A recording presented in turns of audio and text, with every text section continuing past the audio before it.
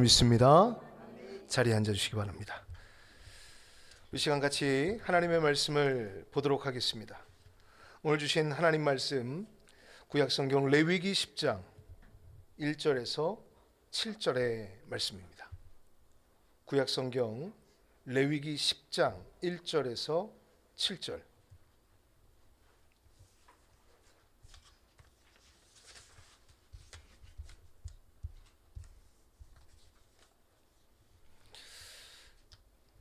오늘 구약성경 레위기 10장 1절에서 7절 마지막 7절의 말씀 여러분 같이 읽어주시면 되겠습니다. 읽겠습니다.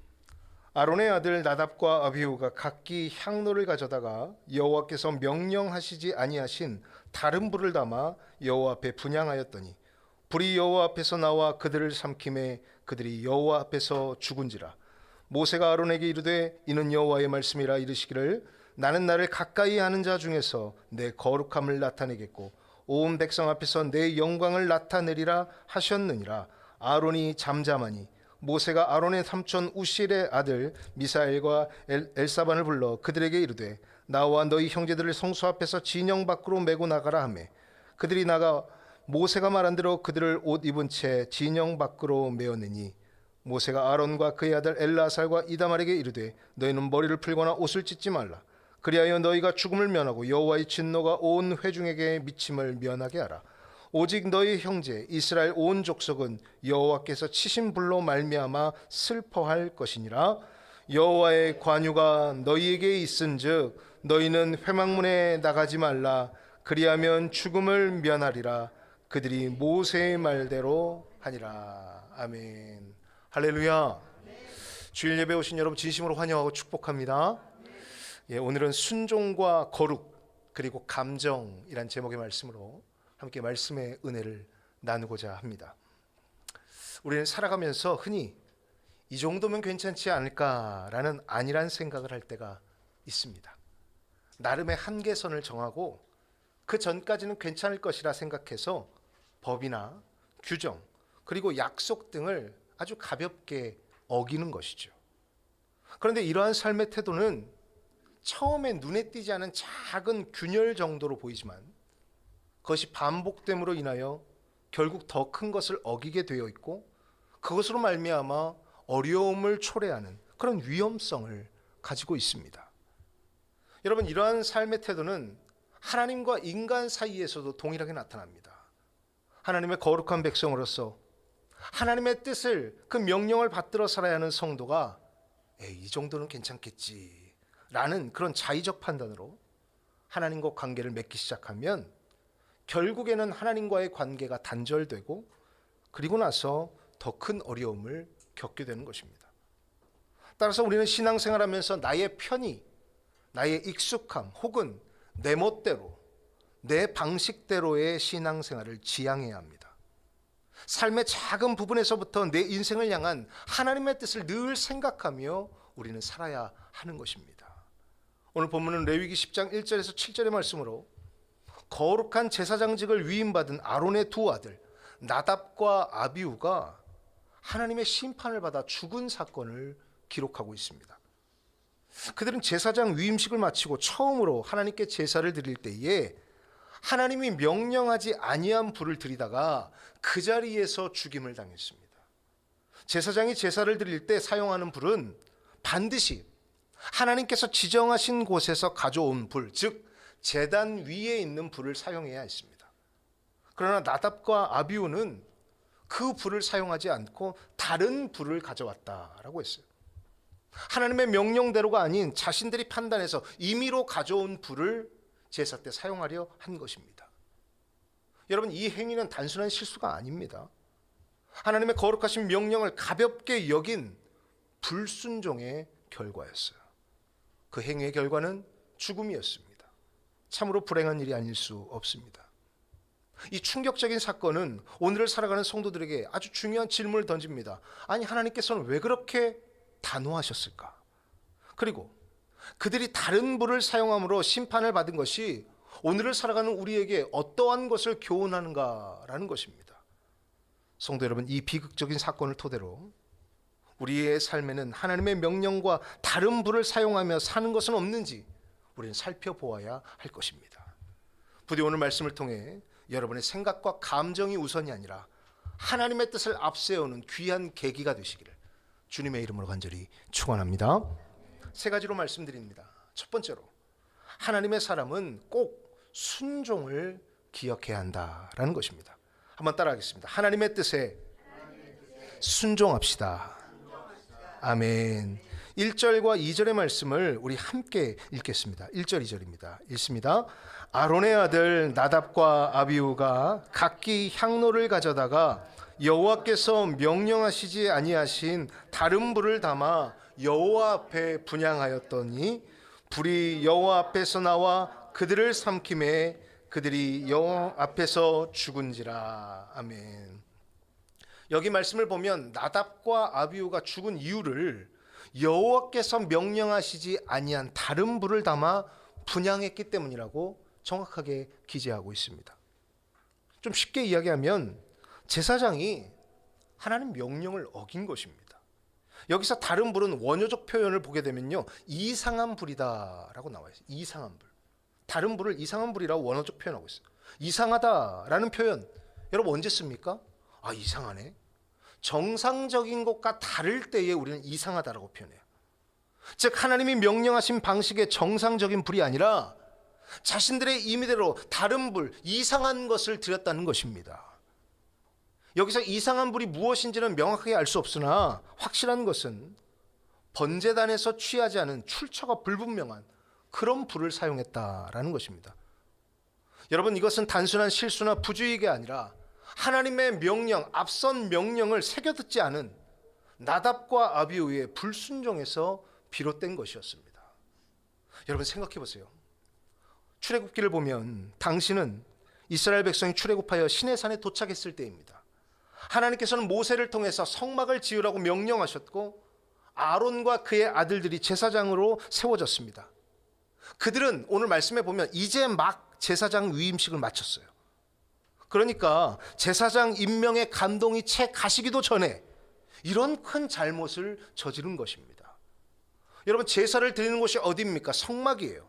성막은 하나님이 이스라엘 백성과 함께 하시겠다는 거룩한 상징이며 제사장은 백성을 대신해서 하나님께 나아가는 중대한 역할을 맡은 자입니다. 그러면 그들은 누구보다 하나님의 명령대로 자신들에게 맡겨진 이 제사를 잘 집례해야 할 그런 의무가 있는 것이에요. 출애굽기 후반부에 보면 성막을 건립할 때마다 계속 반복되어서 나오는 단어들이 있습니다. 그 문장이 무엇이냐? 여호와께서 명령하신 대로 하였더라 라고 했어요. 이 문구가 계속해서 나와요. 성막에 관련된 것 하나하나 만들 때마다 하나님의 명령하신 대로 만들었더라 라고 나와 있어요.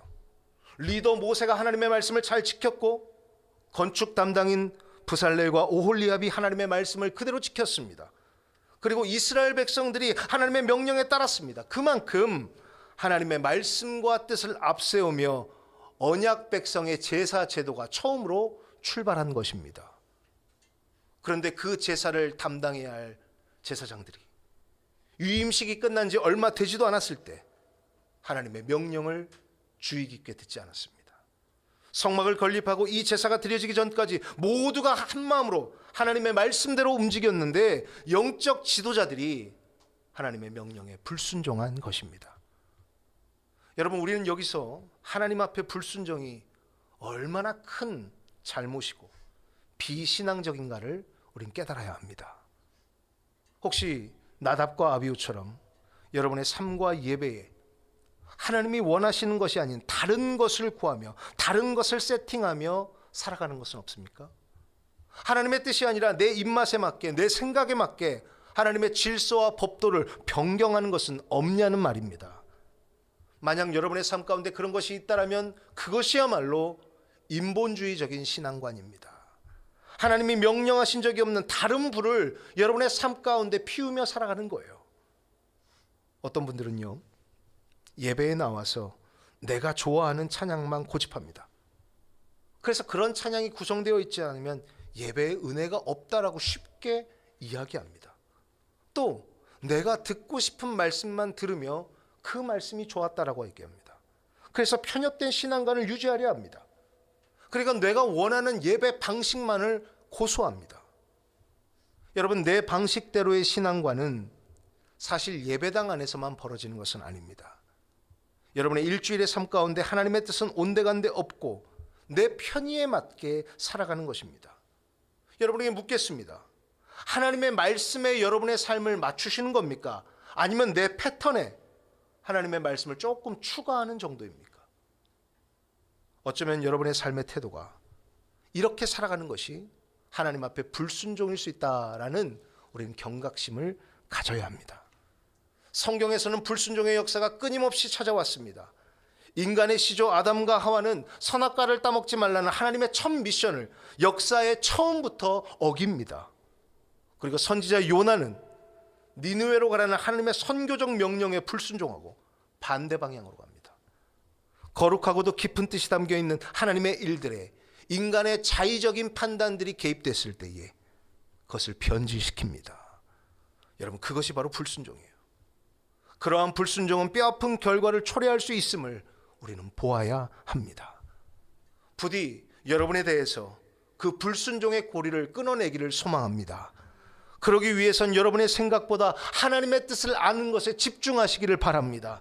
사도 바울이 골로새서 1장 9절에서 이렇게 권면합니다. 모든 신령한 지혜와 총명에 하나님의 뜻을 아는 것으로 채우기를 원하노라. 하나님의 뜻을 여러분의 삶에 채우세요. 불순종이야말로 하나님과의 관계가 단절되는 지름길입니다. 그러므로 내가 하나님의 사람으로서 하나님의 명령에 불순종하는 것은 없는지 반성해 보아야 하는 것입니다. 성도 여러분, 하나님은 우리에게 내 멋대로 방식의 그런 삶이 아니라 당신의 말씀에 순종하는 삶을 원하십니다. 그것이 때론 나에게 손해가 되더라도, 때론 불편하더라도 여러분, 하나님의 말씀을 지키시기를 바랍니다. 부디 하나님의 뜻을 따르는 순종의 사람이 되시기를 주님의 이름으로 간절히 축원합니다. 두 번째로, 하나님의 사람은 거룩해야 한다는 사실을 꼭 기억해야 합니다. 우리 같이 3절의 말씀을 같이 한번 읽겠습니다. 모세가 아론에게 이르되 이는 여호와의 말씀이라 이르시기를 나는 나를 가까이 하는 자 중에서 내 거룩함을 나타내겠고 온 백성 앞에서 내 영광을 나타내리라 하셨느니라. 아론이 잠잠하니. 아멘. 여기 말씀을 보면 나답과 아비후가 죽은 다음에 모세가 그들의 아버지인 아론에게 하나님의 말씀을 대언합니다. 뭐라고 말하느냐? 나를 가까이 하는 자 중에 내 거룩함을 나타내겠다. 이게 하나님의 말씀이라는 거예요. 나를 가까이 하는 자 중에 내 거룩함을 나타내겠다. 여기서 나를 가까이 하는 자란 하나님께 나아갈 수 있는 제사장을 가리킵니다.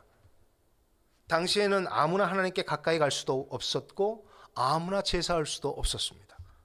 하나님께서 성별한 구별된 사람, 하나님께 가까이 나아가는 것이 허락된 사람만이 하나님께 거룩하게 구별되어져야 하는 거예요. 그런 제사장에게 뭘 나타내시겠다고 합니까? 거룩함입니다. 정리하자면 하나님의 일로 구별된 자리에 있는 자, 하나님의 선택을 받은 자는 하나님 닮아 마땅히 거룩해야 한다라는 것입니다.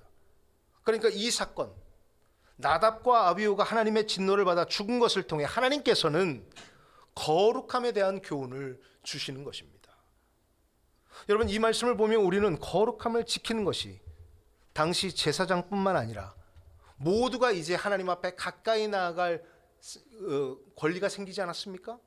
예수를 믿고 고백하는 우리 모두에게 그러므로 이것이 해당되는 것임을 알아야 합니다. 하나님께서는 레위기 11장 45절에서 내가 거룩하니 너희도 거룩할지어다 라고 하셨어요. 아주 직접적으로 너희는 선택된 백성이니 거룩해야 한다라고 말씀해 주신 것입니다. 거룩함은 세속적인 죄와 분리되어 하나님께로 구별된 상태를 의미합니다. 히브리어에서 코데시라고 하는데 잘라냄, 분리함 이런 뜻을 가지고 있어요. 하나님의 속한 속성인 동시에 백성들이 추구해야 할 성결한 삶의 목표가 바로 이렇게 구별됨, 분리되는 것, 세속과 분리되는 것, 거룩함인 것입니다. 사실 이런 거룩함이야말로 하나님을 믿는 성도의 신분증과 같습니다. 거룩함을 보며 하나님을 믿는 자인지 믿지 않는 자인지 확인할 수 있는 것입니다. 그러므로 거룩함은 단순히 깨끗한 상태를 넘어 하나님께 구별되어 드려진 삶의 총체적인 태도가 되어야 합니다. 그런데 본문의 나답과 아비후는 이것을 놓쳤습니다. 제사장으로서 거룩한 분을 만나기 위해 거룩한 공간에서 거룩한 규례를 목숨처럼 지켜야 했는데 그들은 하나님의 말씀에 불순종하고 구별된 불이 아닌 다른 불을 드린 것입니다. 곧 하나님이 제정하신 거룩의 경계를 허물어버린 거예요. 하나님의 선택을 받은 자가 거룩성을 드러내는 것이 아니라 훼손한다면 여러분, 이것만큼 큰 죄가 어디 있겠습니까? 우리는 이것을 보면서 경각심을 가져야 합니다. 성도로서 거룩의 경계를 허물며 살고 있는 것은 아닌지 우리가 성찰해야 하는 것입니다. 예수의 피로 구원함을 얻었는데 거룩함은커녕 세상의 온갖 유흥과 죄악을 즐기다가 아무렇지 않게 버젓이 예배에 참여하고 있는 것은 아닌지, 하나님께 집중하는 삶이 아닌 하나님을 주변의 것으로 여기며 사는 것은 아닌지 우리는 돌아보아야 하는 것입니다. 여러분, 그런 삶으로는 신앙이 형식이 됩니다. 예배도 종교적 의식에서 더 나아갈 수 없습니다. 성도 여러분, 거룩한 하나님과의 만남은 거룩한 태도에서 시작되는 것임을 기억하시길 바랍니다. 하나님을 향한 경외심과 이웃을 대하는 태도와 사회적 책임과 나눔, 이 모든 것이 성도가 지켜야 할 거룩한 태도의 카테고리입니다. 어느 것 하나도 예외가 없어요. 하나님이 우리를 구별하신 목적을 삶의 모든 자리에서 드러내야 하는 것입니다. 저는 나답과 아비후가 거룩함을 드러내야 할 자리에서 그러지 못했다는 것은 명확하게 일상의 삶에서 그것을 뒷받침하지 못했기 때문이라고 생각합니다. 평소에 하나님의 말씀을 기억하고 소중히 여겼다면, 그리고 자신들이 얼마나 이 제사장으로 구별된 것이 하나님의 축복이고 은혜인 줄 알았다면 아마 맡은 바 자리에서도 거룩함을 드러냈을 것인데 그러지 못한 것입니다. 여러분이 하나님의 자녀인 것을 믿으신다면 거룩하시기를 바랍니다. 그 거룩함을 통해 하나님의 영광을 드러내시기를 바랍니다. 그러기 위해서는 여러분, 거룩함에 대한 치열한 고민도 있어야 하고 자기 자신의 절제도 있어야 되고 자기 자신과의 싸움도 있어야 합니다. 왜요? 인간은요, 실수가 많거든요. 인간은 연약하거든요. 오죽하면 그 위대한 바울 사도조차 내가 원하는 바 선은 행하지 아니하고 도리어 원하지 않은 바 악은 행하는도다 라고 자기 자신을 보았겠습니까? 그만큼 우리 모두 거룩하게 살기를 원하지만 그렇게 살아가는 것이 쉽지만은 않은 것입니다. 그럼에도 여러분, 그 거룩한 꿈을 포기하지 말아야 합니다. 다니엘과 그의 세 친구는 바벨론 포로로 잡혀갔을 때 왕이 내린 음식과 포도주로 자기 자신을 더럽히지 않았습니다. 또한 핍박과 위협 속에서도 신앙의 정체성을 지켰습니다. 구별됨의 자아, 거룩함을 지킨 것입니다. 저와 여러분에게도 이 나답과 아비후의 사건을 보며 그런 교훈이 생기기를 원합니다. 여러분, 지금은 어느 때보다 거룩한 사람들이 필요한 시대입니다. 마치 소돔과 고모라 성에 의인이 필요했듯이 지금 이 시대에도 하나님의 영광을 드러낼 수 있는 거룩한 백성들이 필요한 것입니다. 성도 여러분, 일상의 삶에서 거룩성을 지킬 때에 예배와 신앙에서도 거룩함이 드러난다는 사실을 기억하시길 바랍니다. 부디 나답과 아비후와 같이 거룩함을 훼손하는 자가 아니라 거룩함을 통해 하나님의 영광을 드러내는 거룩한 성도가 되시기를 축원합니다. 마지막으로 하나님의 사람은요, 감정이 앞서면 안 된다라는 것입니다. 우리 같이 6절의 말씀을 한번 읽어보도록 하겠습니다. 6절입니다. 읽겠습니다. 시작.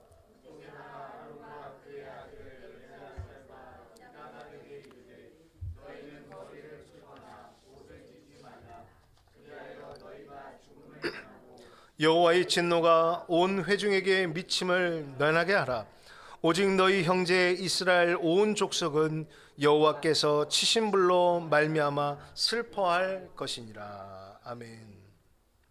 여기 말씀을 보면 모세가 나답과 아비후의 죽음 앞에서 아론과 남은 두 아들들에게 무엇을 말하느냐? 머리를 풀거나 옷을 찢지 말라라고 조언해요. 당시 머리를 풀고 옷을 찢는 행위는요, 유대인들의 전통적인 애통의 슬픔의 표현입니다. 그런데 지금 유가족한테 이 행위를 하지 말라는 거예요. 다시 말하면 나답과 아비후의 죽음에 슬퍼하거나 애통을 표하지 말라는 것입니다. 여러분, 이거 너무한 거 아닙니까? 아론에게는 아들이 죽은 거예요. 엘르아살과 이다만에겐 형제가 죽은 것입니다. 그런데 이 유가족에게 모세는 슬픔의 행위를 지금 금지시키고 있는 것입니다. 왜 그럴까요? 행여 그들이 슬퍼함으로 하나님께서 나답과 아비후를 심판하신 사건이 회중들에게 이거 잘못된 것 아니야? 라고 여겨지면 안 되기 때문입니다. 또한 하나님 앞에서는 슬퍼하는 것조차 이 하나님의 공의로우신 심판에 불만의 표시가 될 수 있기 때문입니다. 좀 너무 엄격하다는 생각이 그래도 들잖아요. 그런데 우리가 생각해 보아야 할 것, 앞서 보았던 것을 종합하면 그들은 제사장 집안입니다. 그들은 백성을 대표하는 사람들이었습니다.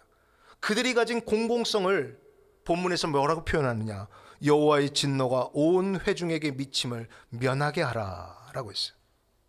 그들이 백성을 대표하는 자들에게 나답과 아비후의 죽음을 애도하는 것은 결과적으로 하나님의 공의에 죄가 될 뿐만 아니라 그 결과 이스라엘 회중 전체에 영향을 미치게 될 것을 우려해서 슬퍼하지 말라고 한 것입니다. 그렇습니다, 여러분. 우린 여기서 느껴야 돼요. 구별된 사람은 신앙의 공공성을 느끼고 책임감을 가져야 한다라는 것입니다. 여러분, 서로가 서로에게 영향을 주고받는 거예요. 만약 나답과 아비후가 그런 거룩한 직무의 무게를 알았다면 이런 심판도 받지 않았을 것입니다. 아무튼 사건은 벌어졌고 이제 수습해야 합니다. 그 단계에선 죽음에 대한 슬픔이 먼저가 아니라 무엇이 하나님을 진노케 했는지를 백성들과 나머지 제사장들이 파악해야 되는 거예요. 그래서일까요? 6절 하반절에 보면 뼈 있는 말이 나옵니다. 여호와께서 치신 불로 말미암아 슬퍼할 것이니라. 죽음에 대해서 슬퍼할 것이 아니라 뭐에 대해 슬퍼하라고요? 여호와께서 치신 불로 말미암아 슬퍼할 것이니라. 다시 말하면 죽은 자에 대한 슬픔보다 심판의 원인에 집중하고 그것을 범한 죄성에 슬픔을 느끼라는 것입니다. 불순종의 죄, 거룩하게 그동안 구별되게 살지 못했던 죄를 슬퍼하라는 거예요. 탄식하라는 거예요. 우리는 이 말씀을 보며 하나님께 구별된 성도는 인간의 감정이 하나님의 법보다 우선할 수 없음을 깨닫게 됩니다. 우리의 감정조차 하나님의 통치 아래에 두어야 하는 것입니다. 여러분, 우리 예수님도 개인의 감정보다 하나님의 뜻을 우선시하셨습니다. 요한복음 12장 27절에 보면 지금 내 마음이 괴로우니 무슨 말을 하리요? 아버지여, 나를 구원하여 이때를 면하게 하여 주옵소서. 그러나 내가 이를 위하여 이때에 왔나이다 라고 기도하셨어요. 또 십자가의 죽음을 앞두고 겟세마네 동산에서는 아버지여, 만일 할만하시거든 이 잔을 내게서 지나가게 하옵소서. 그러나 나의 원대로 마시옵고 아버지의 원대로 하옵소서. 여러분, 무엇입니까? 우리 예수님께서는 늘 자신의 감정을 솔직하게 이야기하셨지만 결코 감정으로 일을 마무리하지는 않으셨다라는 거예요. 그 감정의 끝은 오로지 하나님의 뜻을 따르는 것이었습니다. 따라서 그 하나님을 믿는 성도는 감정이 우선시되고 감정으로 일을 맞춰서는 안 됩니다. 우리는 아론과 그의 아들들의 슬픔에 동정하기보다 하나님이 원하시는 것이 무엇인가를 더 관심해야 하는 것입니다. 인간적으로는 아론과 남은 두 아들의 슬픔 이해가 되지만 그것보다 이제 앞으로 이 불행을 어떻게 끊고 앞으로 어떻게 이 잘못을 반복하지 않을 것에 우리는 집중해야 하는 것입니다. 여러분, 감정의 기복에 따라 신앙생활하지 마시기를 바랍니다. 오늘 내 기분이 좋지 않다고, 혹시 내 마음에 들지 않는다고 하나님을 예배하는 삶을 소홀히 해서는 안 됩니다. 여러분, 그것만큼 불순종이 없어요. 여러분의 감정은 믿을 것이 못 됩니다. 여러분의 감정은 수시로 변합니다. 거기에 여러분의 인생을, 여러분의 영혼을 맡겨두어서는 안 됩니다. 그것이 아니라 영원히 변치 않는 하나님의 영광과 그분의 공의를 앞세워 우리는 하나님의 말씀에 순종하며 살아야 하는 것입니다. 이제 말씀을 정리합니다. 오늘 우리는 나답과 아비후의 비극적인 죽음을 통해 하나님을 섬기는 중요한 원칙을 깨달았습니다. 하나님의 사람은 하나님 말씀에 순종하는 삶을 살아야 하고 세상과 구별된 거룩함을 지켜야 함을 깨달았습니다. 그리고 개인의 감정보다 하나님의 뜻을 우선해야 함도 배웠습니다. 사랑하는 성도 여러분, 우리의 삶이 오직 하나님의 뜻을 향해 나아갈 때에 우리는 진정으로 하나님이 기뻐하시는 백성이 될 것입니다. 부디 내 멋대로가 아니라 하나님 중심의 삶을 살아갈 수 있기를 주님의 이름으로 간절히 축원합니다. 우리 기도